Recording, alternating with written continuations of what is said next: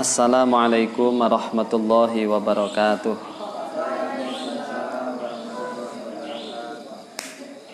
Ibtigha'an limardhatillah wa li syafaati Rasulillah wa li husuli jami'i maqasidina al-Fatihah.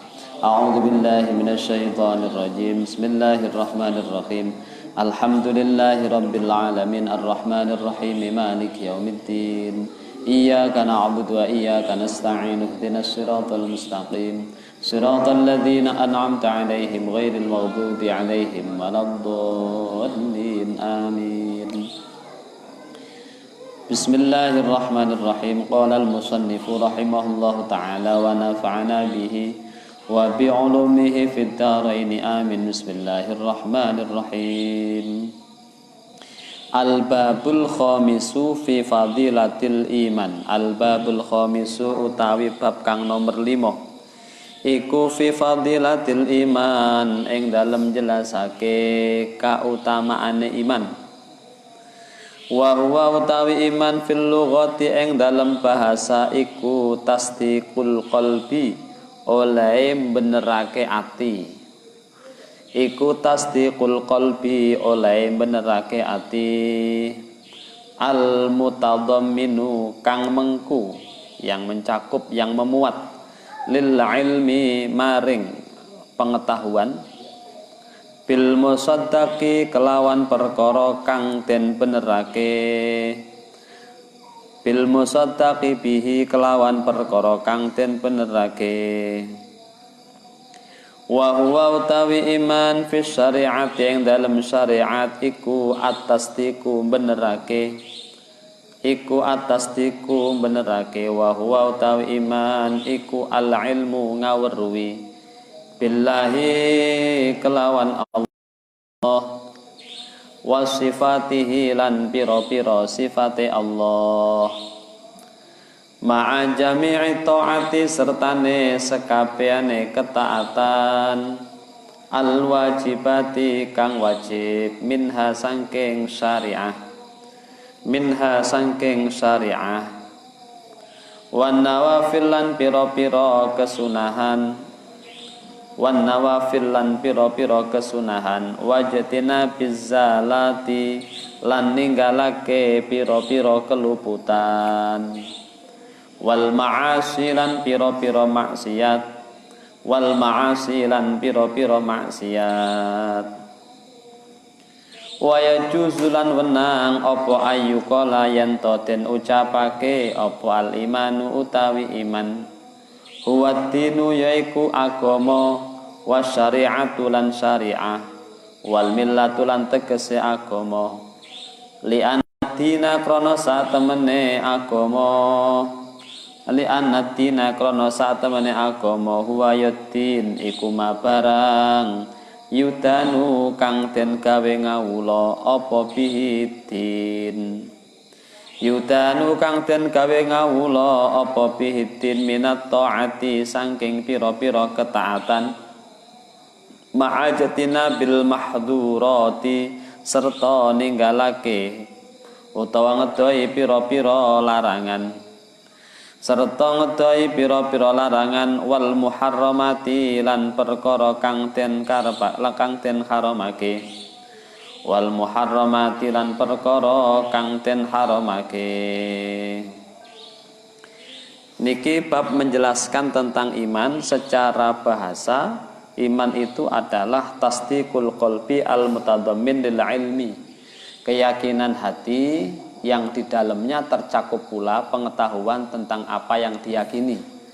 Jadi keyakinan itu bersumber dari pengetahuan, tidak semata-mata keyakinan yang tanpa dasar ilmu, itu iman. Maka di dalam konteks keimanan kita, ketika kula panjenengan sami punya waktu dan kesempatan, maka harus didasarkan dengan dalil, baik dalil akli maupun dalil nakli. Jadi iman itu menjadi sebuah keyakinan yang mantap karena didukung oleh pengetahuan kita mengenai apa yang kita imani. Lantas di dalam syariah disebutkan at-tasdiq wa huwa al-ilmu billahi wa sifatihi wa jami'it ta'ati dan seterusnya. bahwa iman yang dimaksud adalah pengetahuan kita tentang Allah. Jadi kita ngerti, kita mengetahui Allah wa sifati dan sifat-sifatnya Allah. Nah, sebenarnya pernah kita sampaikan di kesempatan terdahulu, sebagai zat yang itu merupakan Tuhan yang kita imani, Allah itu hampir bisa dikatakan kita tidak bisa menyentuhnya gitu ya. Maka informasi-informasi yang berkaitan dengan Allah itu yang paling valid adalah informasi yang bersumber dari Allah sendiri lewat kitab sucinya.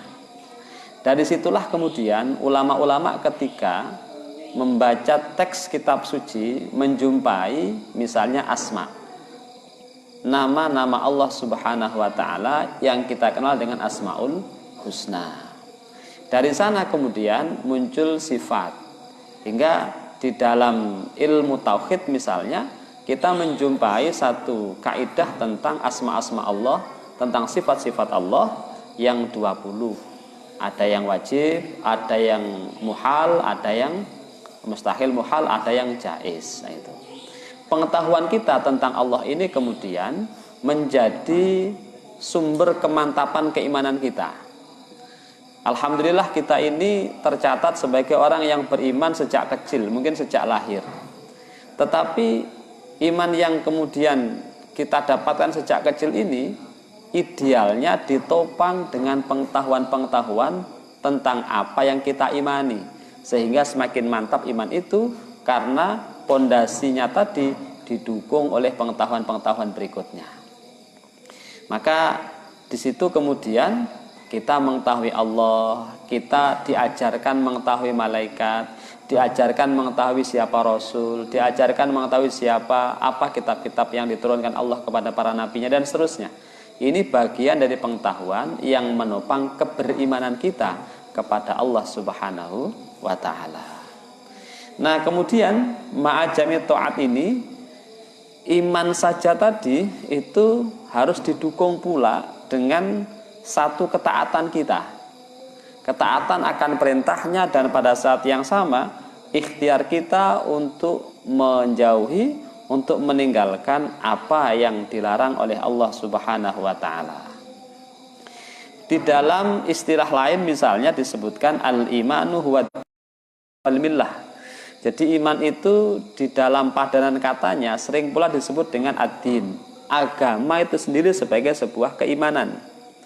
Kemudian disebut pula as-syariah, al-millah. Jadi istilah-istilah pokok yang kemudian nanti pada perjalanan konsep keislaman itu akan mengalami pergeseran-pergeseran. Misalnya kalau iman itu berkait khusus tentang belief, keyakinan. Sementara Islam itu berkait dengan amaliyah ubudiyah, sholat dan seterusnya gitu. Tapi pada istilah yang paling awal, istilah-istilah ini bisa dikatakan sebagai satu arti. Al-iman, as-syariah, ad-din, al-millah, termasuk millah. Millah itu agama, agama. Millah itu agama, meskipun kemudian millah itu juga mencakup sisi perilaku kehidupan. Al-millah itu.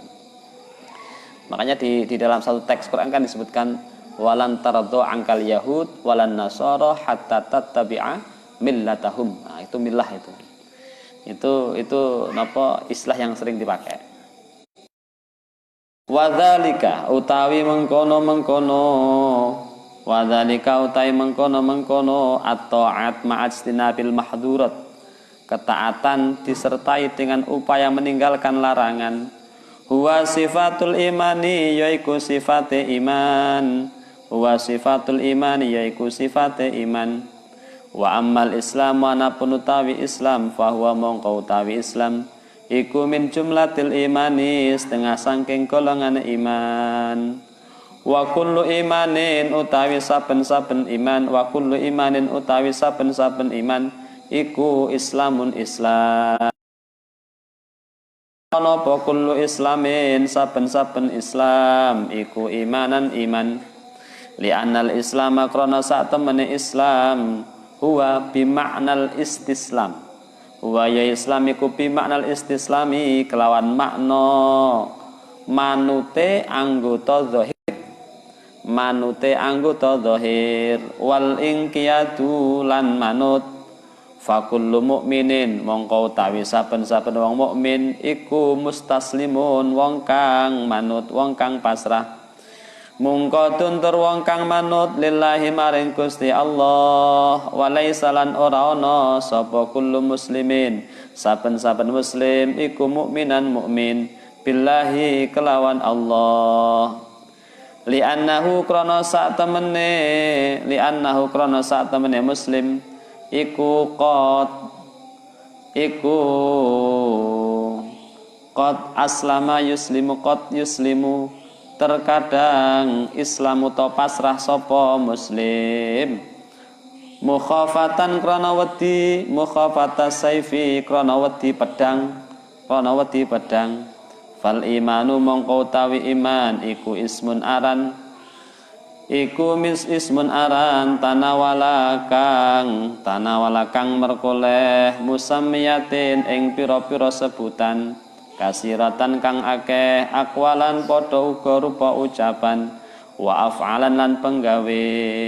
Faya'ummu mongko mencakup apa iman jami'at ta'ati ing sekabehane ketaatan, jami'at ta'ati ing sekabehane ketaatan, jami'at ta'ati ing sekabehane ketaatan. Kemudian dijelaskan bahwa sifatul iman, sifat iman atau karakter dari keimanan itu sendiri.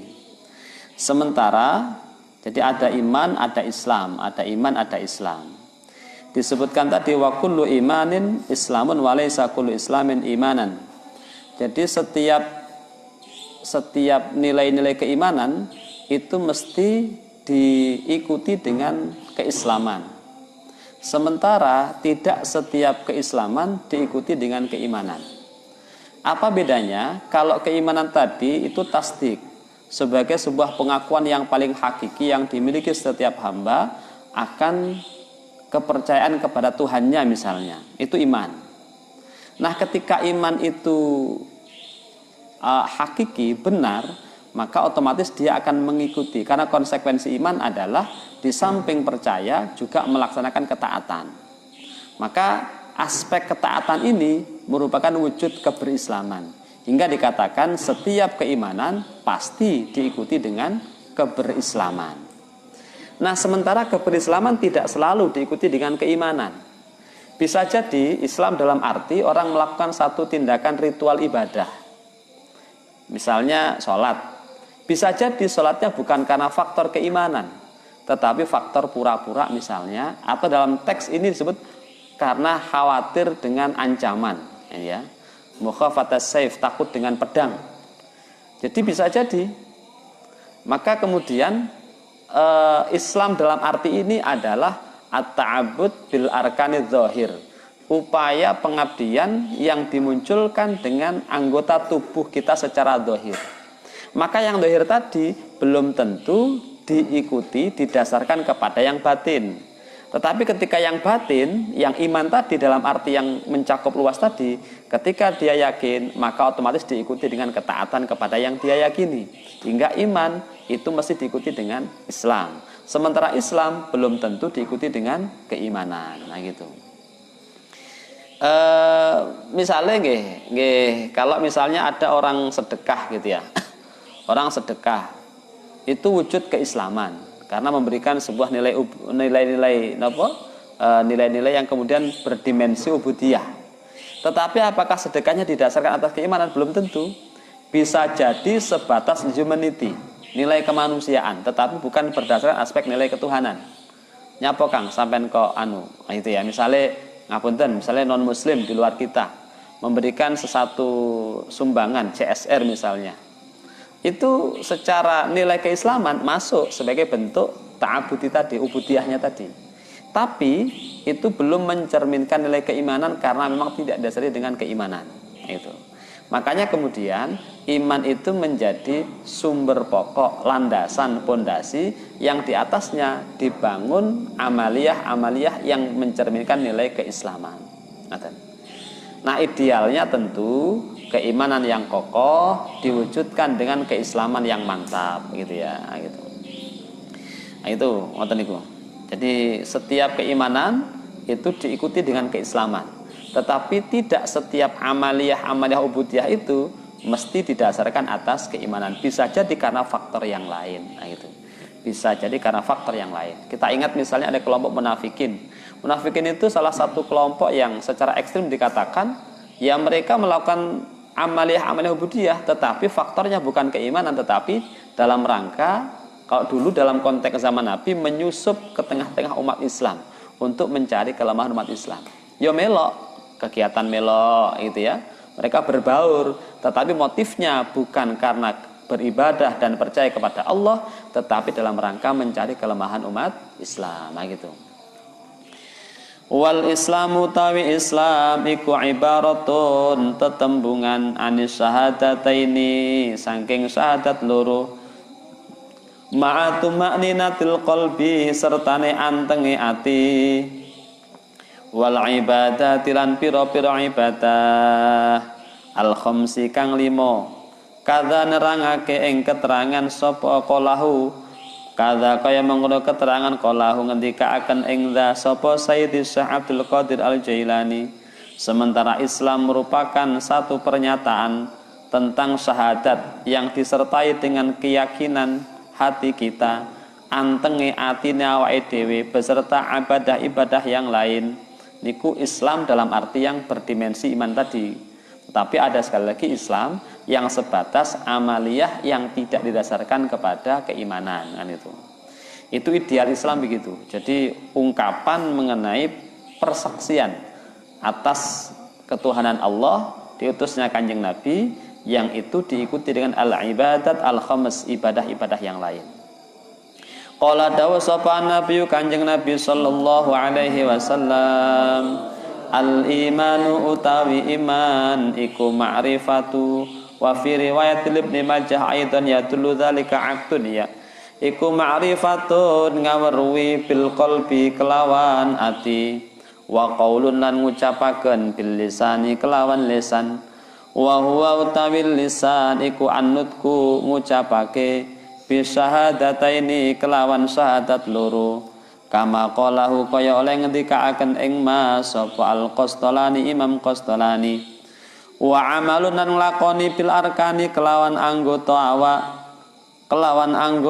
awak wal muradu tawi kang den karepake iku anal a'mala sak temene pira-pira ngamal iku syartun syarat fi kamalil imani ing dalem sempurnane iman wa annal iqrar lan sak temene iqrar wa annal iqrar lan sak temene iqrar al-lisani kang al-lisani kang bangsa lisan iku ya'rubu mertelaake anit tasdiki saking benerake an-nafsani kang bangsa ati kadza ngendika kadza kaya mengono keterangan qala dawuh ing dasa apa al-azizi naqalan halih mindah halih napa nukil an Ibnu Hajar sange Ibnu Hajar rawi hadis sapa Ibnu Majah wa Tabrani an Ali wa hadisun dhaif.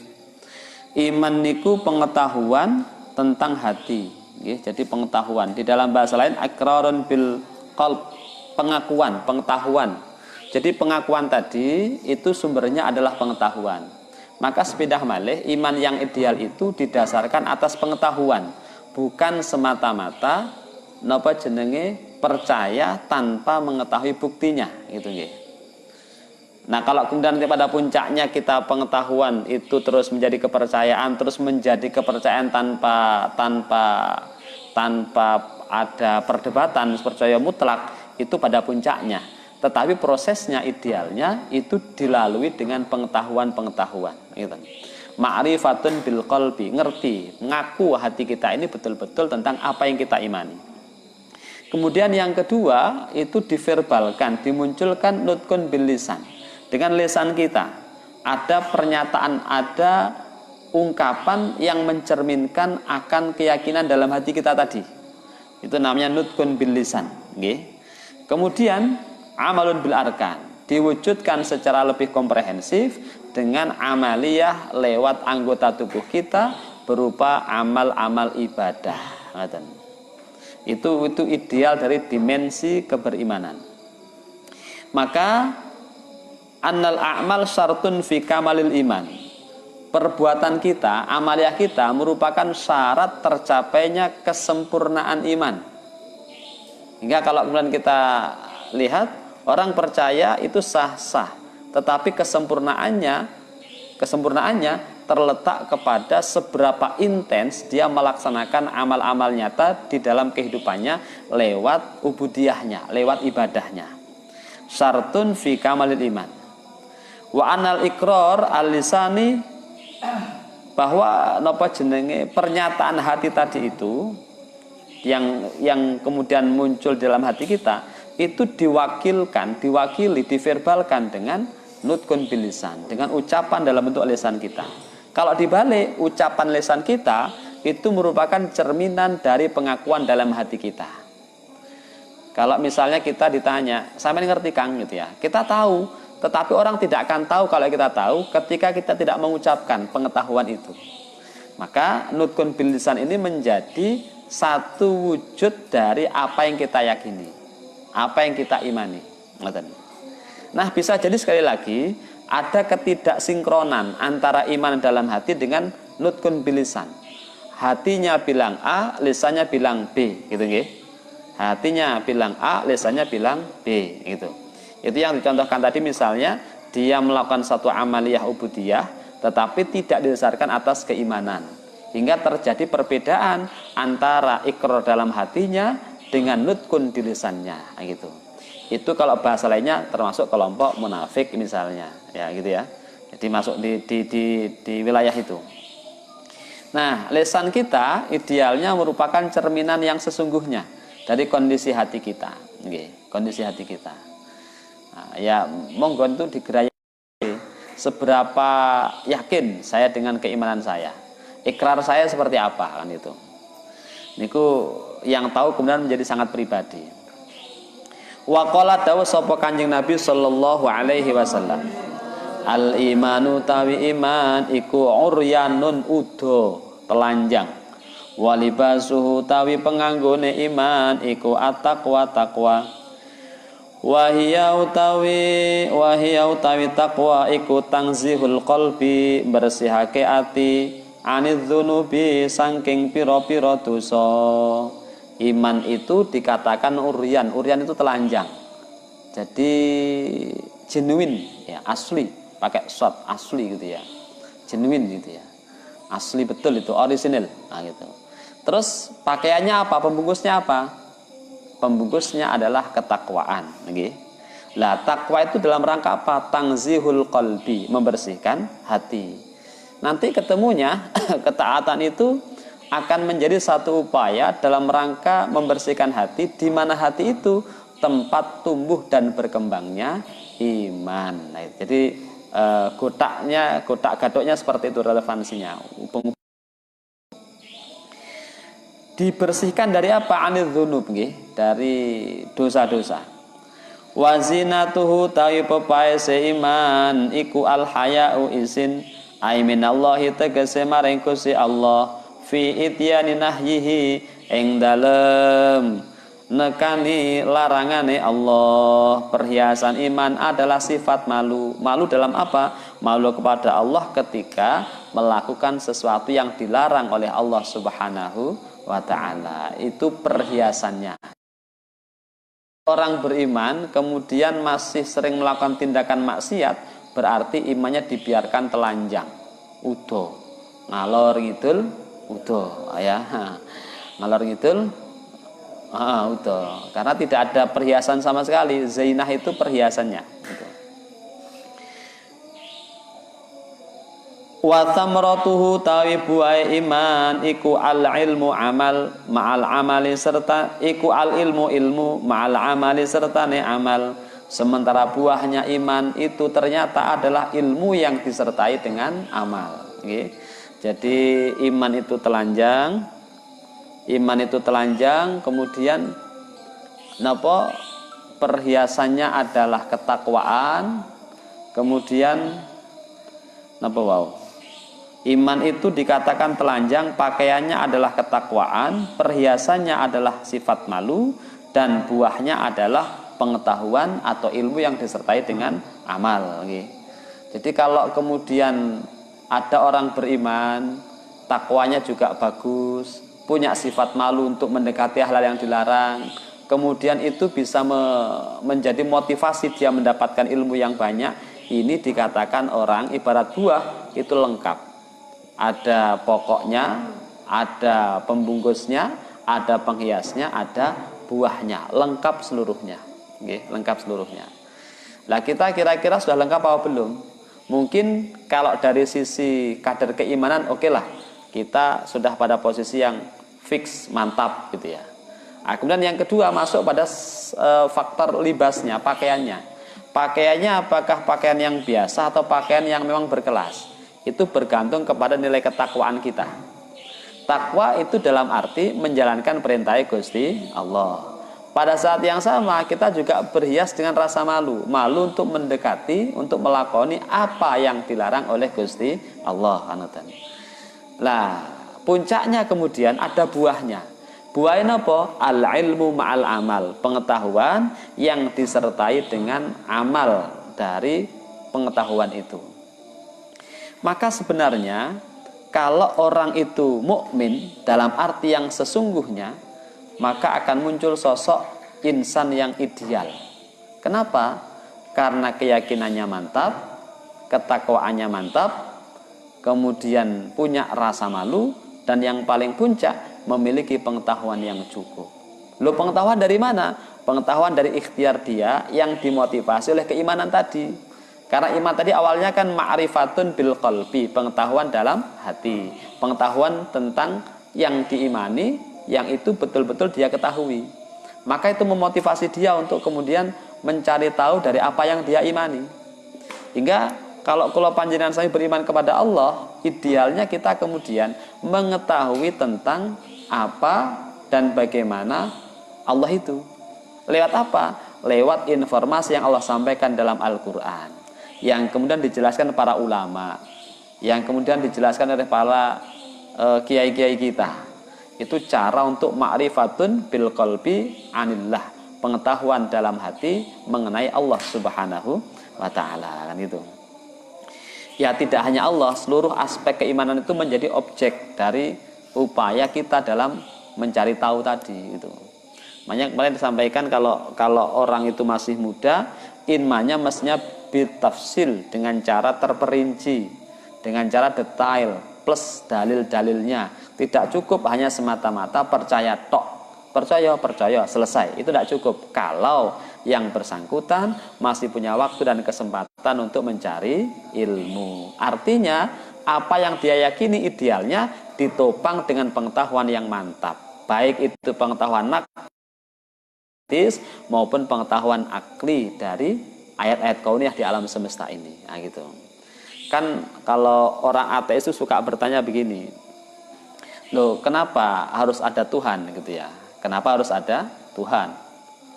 Nah, kenapa harus ada Tuhan itu? Itu kalau kita jawab dengan teks Quran, mereka nggak percaya. Kenapa? Karena Quran itu kalam Allah. Sementara mereka meragukan eksistensi Allah gitu ya. Hingga di dalam posisi ini yang kita pakai untuk menjawab adalah rasio, akal. Sederhana misalnya begini, kalau alam ini yang sudah wujud nyata di hadapan kita ini, secara akliyah idealnya muncul dengan sendirinya. Ini loh ya, hal yang nampak di hadapan eksistensi yang tidak kita ragukan. Lantas apakah yang ada ini muncul dengan sendirinya atau diadakan oleh yang maha ada?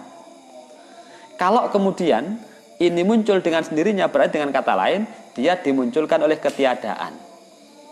Apakah akal kita menerima sesuatu yang ada secara sempurna itu dimunculkan dari ketiadaan? Mestinya tidak. Idealnya adalah yang ada itu dimunculkan. Nah, kemudian bukti yang kedua, keteraturan. Kalau alam ini berjalan atas dasar alamiah semata-mata tanpa ada pengaturnya sama sekali, murni berjalan alamiah, itu sangat kecil potensi adanya keteraturan. Yang muncul adalah ketidakteraturan. Oke, tidak teraturan. Bisa kita lihat misalnya di dalam contoh-contoh kecil lah, dalam konteks humanity misalnya. Kumpul bersama secara alamiah itu akan muncul ini kalau bareng ya, karena potensinya macam-macam, itu akan muncul ketidakteraturan. Maka butuh namanya aturan untuk mengatur yang tidak teratur menjadi teratur, nah gitu. Lah munculnya peraturan itu sesungguhnya berasal dari satu kesepakatan, yang kesepakatan itu di atas legitimasinya, di atas yang masing-masing tadi itu.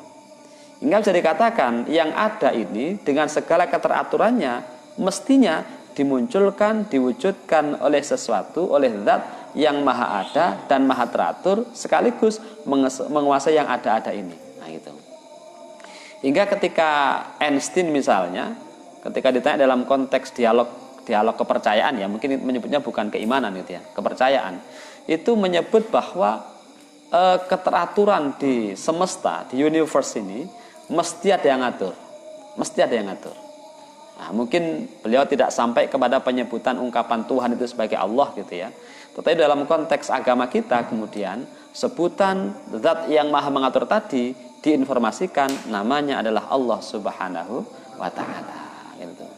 Jadi ini ayat yang kemudian bisa kita baca. Contoh kalau itu disederhanakan, di dalam tauhid misalnya disebutkan, kalau kita nanam apa namanya, misalnya kita dulu di sini gitu ya, belum ada pohon depan masjid ini, dulu belum ada, sekarang ada.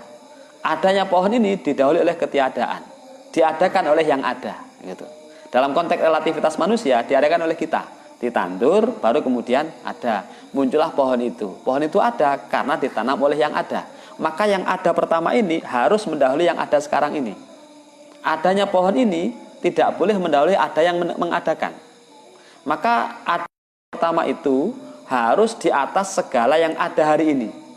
Sebab dia adalah perwujudan dari ada yang maha ada untuk mewujudkan yang ada berikutnya ini. Nah gitu. Pohon ini secara nyata kita lihat ada, nah gitu. Atau misalnya inilah, ini kan kopi ini, kopi. Kopi ini ada, nyata. Menunjukkan kepada pembuatnya bahwa ada pembuat kopi, gitu. Ya, pembuat kopi. Ini misalnya. Nah, ini dicoba dulu ini. Bismillahirrahmanirrahim. Nah kan, ini saya rasakan betul-betul ada kopinya.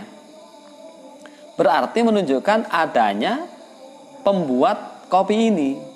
Dan adanya pembuat kopi harus lebih dulu ketimbang kopinya. Nah gitu gitu. Tidak mungkin kopi dulu baru pembuatnya gitu. Nah dalam teori akliyah tadi itu bisa menjadi pembuktian bahwa Tuhan itu ada gitu. Tuhan itu ada. Itu secara akliyah. Nah, kemudian nakal kita Quran dan hadis muncul informasi-informasi ini gitu. Kemarin saya singgung, apakah informasi itu bisa dipercaya? Ini pertanyaan dan perdebatan mengenai eksistensi Quran. Kita kemarin buktikan bahwa Quran itu sangat kredibel dan sangat terpercaya. Sehingga informasi apapun yang dia sampaikan mesti kita percayai karena sejak awal statusnya sudah kita percaya sebuah kitab yang benar. Nah gitu. Itu dulu, ya itu dulu.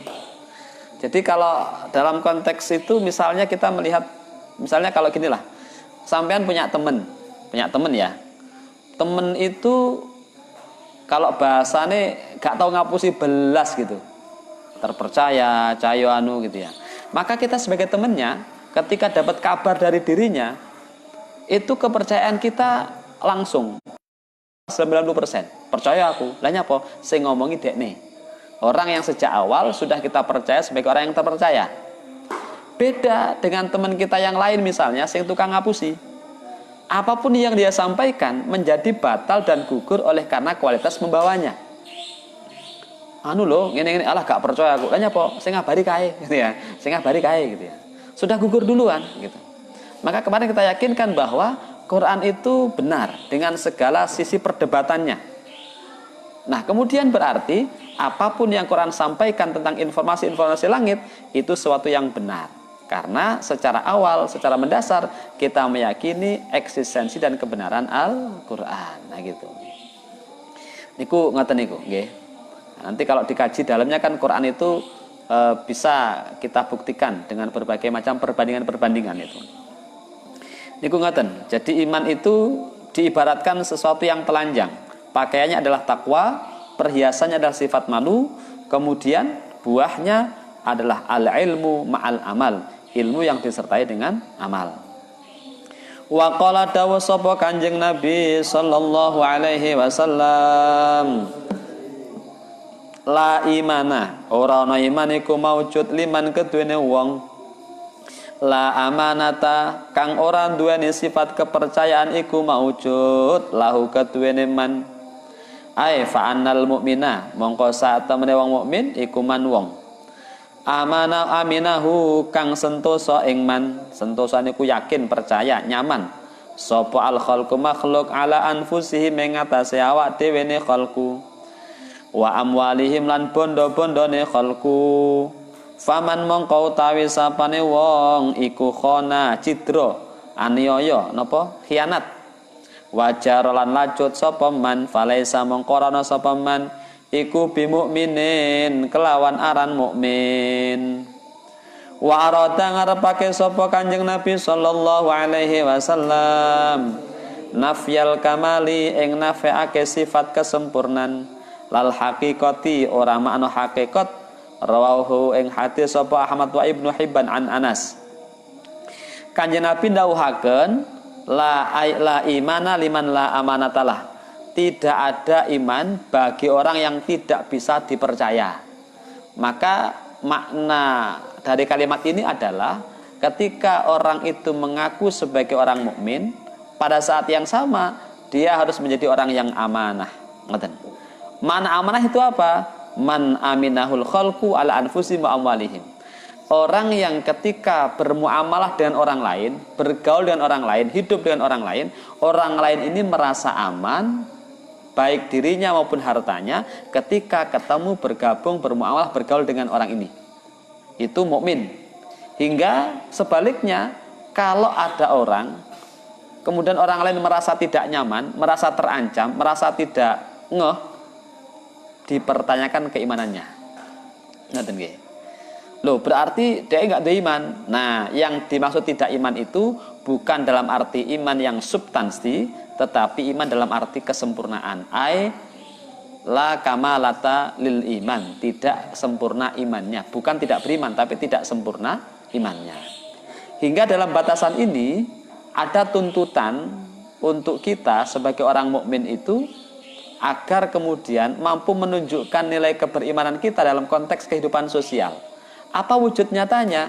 Orang bisa nyaman, orang bisa seneng, orang bisa bisa marem gitu ya, bergaul, kumpul dengan kita.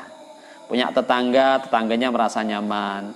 Punya saudara, saudaranya merasa nyaman. Punya teman, temannya merasa nyaman. Itu adalah wujud dari keberimanan yang sempurna. Kalau tidak begitu, berarti imannya dikatakan sebagai iman yang tidak sempurna. Gitu. Niku ngoten niku. Ada aspek sosialnya ternyata.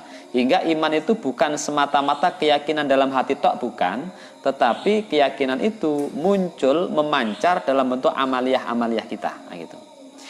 Nah, ini yang problem sebenarnya teman sekalian, nggih, problem. Apa problemnya misalnya? Kalau kita lihat kemarin sempat dikutip oleh Mbah Yai gitu ya. Kalau kita lihat misalnya negara-negara yang mayoritas berpenduduk muslim itu dalam beberapa kategori ternyata tidak lebih baik. Ya, tidak lebih baik. Misalnya apa? An-nidhafah, kebersihan. Hingga kita melihat ada satu teks hadis misalnya yang populer kan an-nadhafatu minal iman. Ini teksnya kan at-tuhuru satrul iman itu ya. Ini satu wujud dari relasi iman dengan kebersihan. Bahwa kebersihan itu merupakan cerminan keberimanan. Lah, pertanyaannya kemudian dalam konteks negara-negara, apakah negara-negara muslim itu menjadi contoh negara yang paling bersih? Ternyata tidak. Konon justru negara-negara yang dikenal sebagai negara yang penduduknya mayoritas non-muslim itu menjadi negara yang paling bersih. Bahkan kemarin kalau nggak salah itu New Zealand ya, yang mendapatkan sertifikat sebagai negara dengan proses penyembelihan paling halal dan paling top. Itu New Zealand. New Zealand itu Selandia Baru, dekatnya Australia. Ya, justru bukan Malaysia, bukan Indonesia, bukan mana Timur Tengah, bukan, tapi New Zealand. Karena standarisasinya dia mengacu ke sana. Nah, gitu. Ini relasi iman dengan aspek kehidupan sosial nih. Maka sekali lagi bukan berarti dia tidak beriman, tetapi imannya tidak sempurna. Apa yang dia yakini, apa yang dia ikrarkan tidak muncul dalam bentuk kebaikan-kebaikan sosial. Nah, tidak muncul dalam kebaikan-kebaikan sosial. Maka teman-teman sekalian, ketika kita hidup bareng-bareng dengan orang lain, kok orang lain tidak nyaman dengan kita cek diri kita. Oh, barangkali ada yang salah dengan sistem keimanan kita. Iman kita belum sempurna karena orang di dekat kita tidak merasa nyaman berbarengan dengan kita. Nah, gitu. Niku amanah niku. Nah, kalau amanah ditarik dalam konteks lebih luas lagi, misalnya amanah itu kan bisa dipercaya. Ya, idza tumina khona, itu salah satu munafik kan itu. Ketika dipercaya dia berkhianat, nah gitu. Itu lawannya dari iman tadi itu. Wa qala dawa sapa Kanjeng Nabi sallallahu alaihi wasallam, la yu'minu ora iman sapa ahadukum salah siji sira kabeh imanan kelawan iman kamilan kang sempurna hatta yuhibba sehingga demen sapa ahad li akhihi maring dulure ahad maing barang yuhibbu kang demen sapa ahad li nafsihi maring awak dhewe ne ahad. Rawahu ngriwayataken ing hadis sapa Ahmad Imam Ahmad wal Bukhari lan Imam Bukhari wa Muslim wa Tirmidzi wan Nasa'i wa Ibnu Majah an Anasin qala Ibrahim as-Sabarakhti wa waqa'a fi riwayatil Ismail hatta yuhibba li akhihi al-muslim hatta yuhibba sehingga demen sapa ahad li akhihi maring tulure ahad al-muslimi kang muslim ma ing barang yuhibbuhu kang demen sapa ahad ing ma li nafsihi maring awak dhewe ne ahad minal khairi saking kebagusan wa dhahiru tawi dhahire iku ana ta'bira sak temne ta'bir bil akhi kelawan akhi al muslimi kelawan akhil muslim iku jara lumaku apa ta'bir alal ghalibi ing atase umume li annahu kana sak temne kelakuan iku yang bagi prayoga li kulli muslimin kanggone saben-saben wong Islam apa ayuhibba yen to demenake sapa kullu muslimin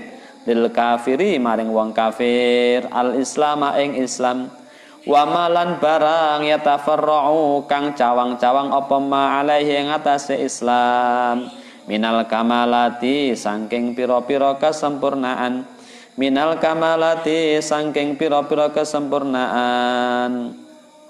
Wa qala dawa sapa An-Nawawi Imam Nawawi fi Syarhil Arba'in wa Ibnul Imad al-aula utawi al-aula nih al-ula utawi kang pertama iku ayuh malayan to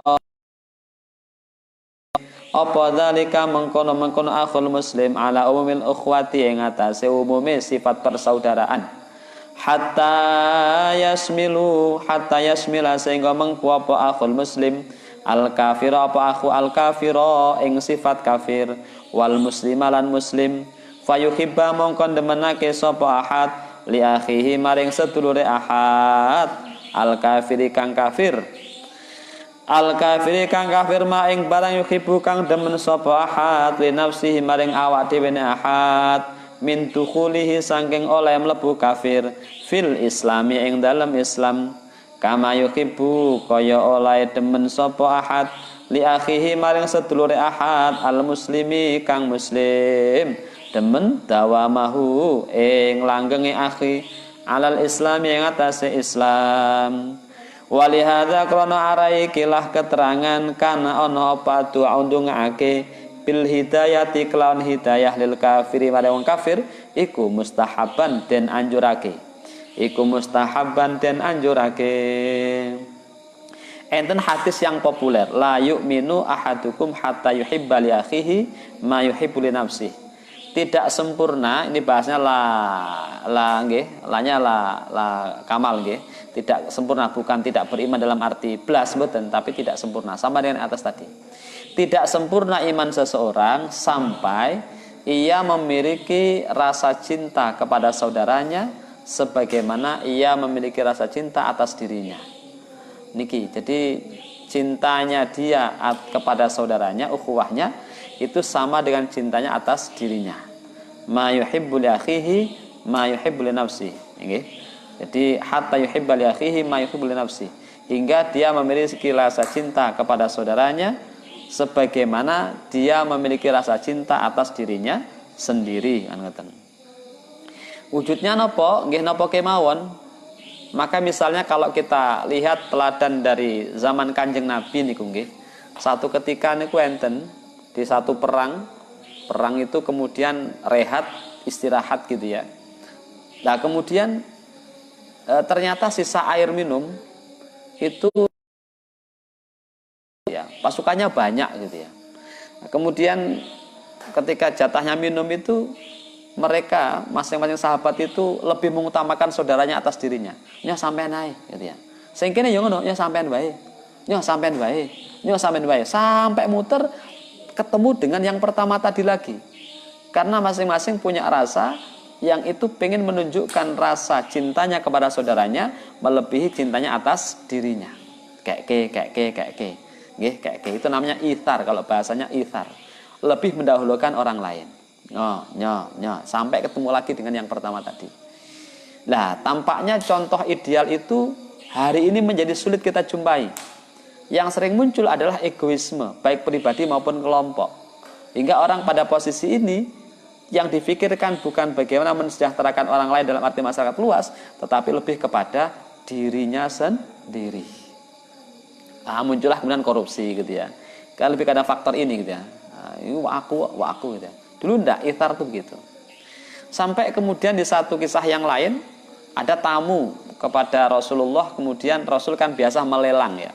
Iki enek tamu sapa arep ngopeni gitu ya. Kula Kanjeng Nabi gitu ya. Kula Kanjeng Nabi. Nah, kemudian tamu ini diajak sama sahabat yang mengajukan diri tadi. Sampai di rumah nanya kepada istrinya, "Mak, ada makanan apa?" "Ya ada, cuman untuk satu porsi tok." Satu porsi. Padahal itu ada tamu. Lantas bagaimana? Ya sudah, kasihkan ke tamu biar tidak kelihatan bahwa yang makan hanya satu orang, lampu dimatikan. Si tuan rumah itu kelontengan piring kosong, teng tong gitu ya. Tamunya makan dari yang disajikan tadi karena hanya satu porsi. Sampai segitu wujud keyakinan, keberimanan sahabat-sahabat Kanjeng Nabi di masa itu, yang itu tentu cerminan dari kesempurnaan iman. Nah gitu. Ini yang kemudian hampir-hampir sulit kita jumpai dalam konteks kehidupan kekinian. Yang ada ya lebih kepada menonjolkan pribadi masing-masing serta mengecilkan orang lain. Dulu ndak, monggo gitu ya, monggo gitu. Niku. Nah yang menarik begini. Bahasa ma yuhibbu li akhihi, akhun itu siapa gitu ya. Akhun itu siapa? Di dalam pembahasan awal tadi anna ta'bir bil akhi al muslim jaro alal ghalib nggih. Yang disebut akhun itu secara umum adalah saudara kita seagama, Islam, saudara Islam. Jika maknanya menjadi orang itu tidak sempurna imannya sampai ia punya rasa cinta kepada saudara sama muslim sebagaimana cintanya atas dirinya sendiri. Jadi kata-kata saudara dibatasi dengan lafadz muslim. Ternyata tidak begitu. Kenapa ada penyebutan muslim? Karena al-ghalib umumnya kita ini tinggal hidup bersama dengan komunitas yang juga sama-sama muslim. Tapi ternyata makna akhi itu bukan saudara dalam arti seagama, tetapi saudara dalam arti sebagai sama-sama manusia. Hingga dalam kategori ini akhul kafir juga masuk dalam kategori yang kita cintai sebagaimana akhul muslim yang tadi. Nah gitu. Di situ dijelaskan misalnya yang bagi likulli muslimin ayuhibbalil kafiri gitu ya. Dia juga mengembangkan rasa cinta kepada orang-orang non-muslim, menghargai orang non-muslim, kan gitu. Sebagaimana kita mencintai saudara kita sesama muslim, nah gitu. Untuk apa? Ini tujuannya yang penting. Untuk apa? Untuk menunjukkan agama yang rahmatan lil alamin, dalam arti kasih sayangnya, penghargaannya, penghormatannya itu menyeluruh kepada seluruh sistem kemanusiaan tanpa memandang sektor agama yang bersifat parsial gitu ya. Islam toh enggak, tapi semuanya. Nah gitu.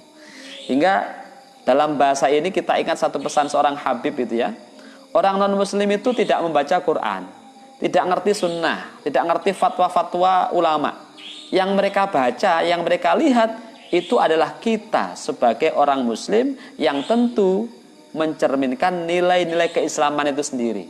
Artinya begini, orang Islam itu bersikap anarkis misalnya, orang lain di luar kita akan memberikan satu stigma Islam itu anarkis. Lo kok tahu? Dari amaliyah umatnya.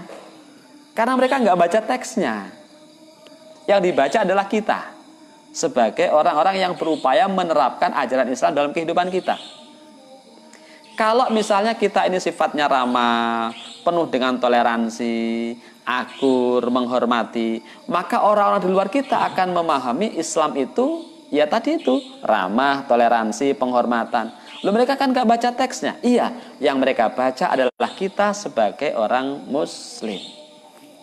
Disitulah kemudian, kalau kita mengembangkan nilai-nilai ukhuwah yang sifatnya luas tadi, didasarkan kepada upaya untuk betul-betul mendakwakan Islam secara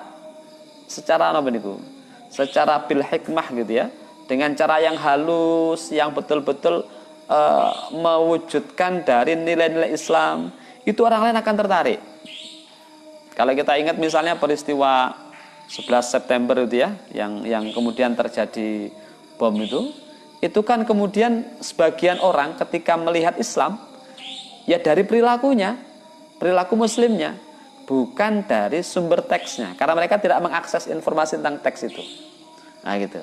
Contoh ini misalnya, kalau ada orang Islam kok tukang nukari gitu ya, orang tanya, apa ngono kita ulang-ulangane gitu ya, kan gitu. Apa ngono kita ulang-ulangane? Sama dengan kita kalau misalnya ada sekolah A, sekolah B gitu ya. Sekolah A iki tukang nukari kancane gitu ya. Kita nanya, apa ngono ki ulang-ulangane gurune? Jane ya ora. Gitu ya. Tetapi orang akan membaca kultur budaya di sekolah A itu sebagaimana cerminan perilaku anak-anaknya tadi. Islam juga begitu. Maka kata seorang pembaharu muslim itu disebutkan al-Islam mahjubun bil muslimin. Islam itu kerap kali nilai-nilai idealnya, ajaran luhurnya tertutup oleh perilaku orang Islam. Jadi keluhuran Islamnya tidak muncul karena ditutup oleh perilaku umat Islamnya tadi itu. Maka tugas kita bagaimana cerminan agama itu betul-betul muncul sesuai dengan konteks pemahaman yang dikehendaki oleh agama itu sendiri, bukan sesuatu yang kita paksakan. Maka dalam contoh keimanan tadi itu, iman akan berlaku sempurna manakala punya akses sosial yang jangkauannya tidak semata-mata yang beragama Islam, tetapi juga saudara kita di luar agama Islam, kan gitu. Semua dirangkul. Nah, itu kalau bahasanya kan ukhuwah. Ada ukhuwah Islamiyah, ada ukhuwah wataniyah, ada ukhuwah basyariyah. Hingga misalnya kalau Sayyidina Ali itu pernah disitir menyampaikan satu pesan, andaikan engkau tidak bersaudara atas nama sesama agama, paling tidak engkau membangun persaudaraan atas nama sesama manusia. Itu. Jadi bukan agama yang kita lihat, tetapi sebagai wujud dari universal of humanity, kemanusiaan yang berlaku secara universal. Gitu. Nah, sekali lagi tugas kita adalah bagaimana menunjukkan Islam itu, iman itu punya dampak sosial secara nyata yang itu bisa dirasakan orang lain, tidak hanya saudara seagama, tetapi juga saudara-saudara sesama manusia. Itu tugas kita ini. Itu Islam nih, Islam dan iman. Nah, mudah-mudahan nanti secara bertahap kita sebagai santri, pesantren itu kan menjadi kelompok-kelompok yang memiliki pemahaman lebih egaliter, lebih humanis, lebih napa? Kalau bahasa saja tasamuh gitu ya, tawazun, i'tidal itu bahasanya diantaranya diambil dari sini, gitu ya. Itu yang menarik tadi itu, yang disebut saudara itu tidak hanya dalam konteks keberislaman, tetapi juga akhuka al-kafir, saudara-saudara dalam konteks non-muslimnya gitu.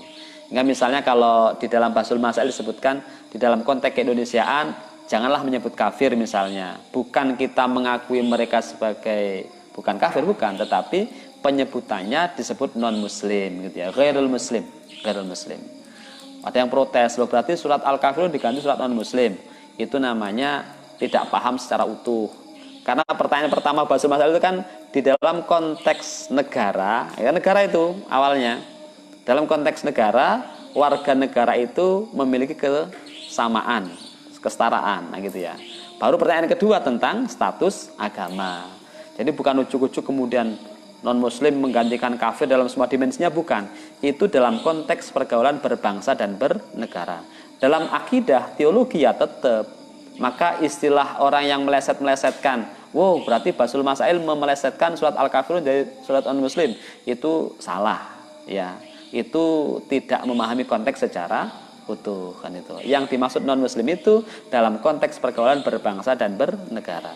Hadis ini tadi dengan segala maknanya mendukung makna itu, di mana persaudaraan yang dibangun itu tidak semata-mata atas dasar keagamaan yang sama, tetapi lebih diperluas kepada nilai-nilai kesamaan atas dasar sesama manusia.